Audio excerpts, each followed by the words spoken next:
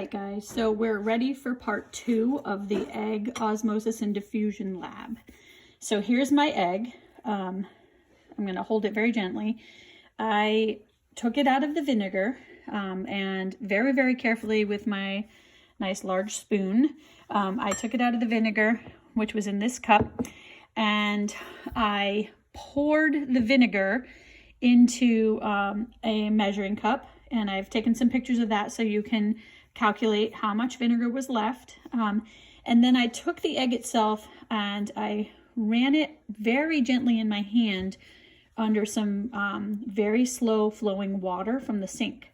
And I used my finger to gently rub the surface and get any of the last bit of shell off. It was very, very soft, so it doesn't feel hard or anything. And here's our egg completely contained in the membrane.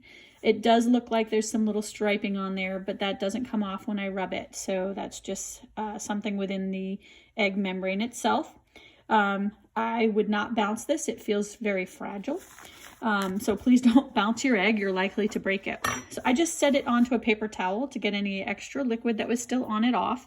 And I'm going to get my Caro syrup ready to put in here. So the next step is to measure Caro syrup.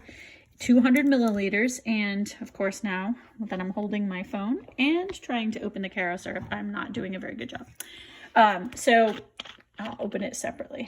I'm going to pour. I have my measuring container ready for 200 milliliters. I've put that in. I'm very careful here not to get it near my laptop. So I'm going to pour that in till it gets to the top. And you could use a rubber spatula if you want. I have like a special measuring cup that allows me to kind of push the material out. I'm going to pour that into the cup I was using. All right, so I'm going to pour that in. And then my measuring cup has a little plunger on it that I'm going to push the rest of the syrup out. Or you could use a rubber spatula.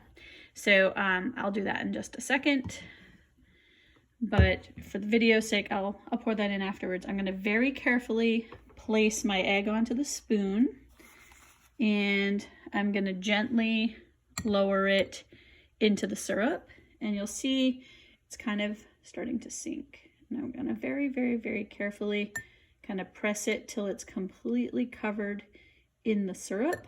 It seems to want to come up, float up. Oops, I don't have my camera on my phone well done. So I'm just going to make sure that it's completely covered.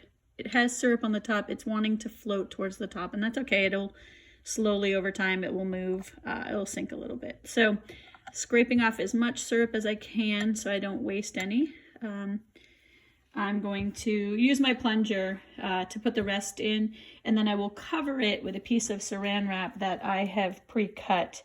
So I'm going to end the video here. You need to get your egg to this condition if you are following along. If not, just take some notes on your observations that you've noted from the video.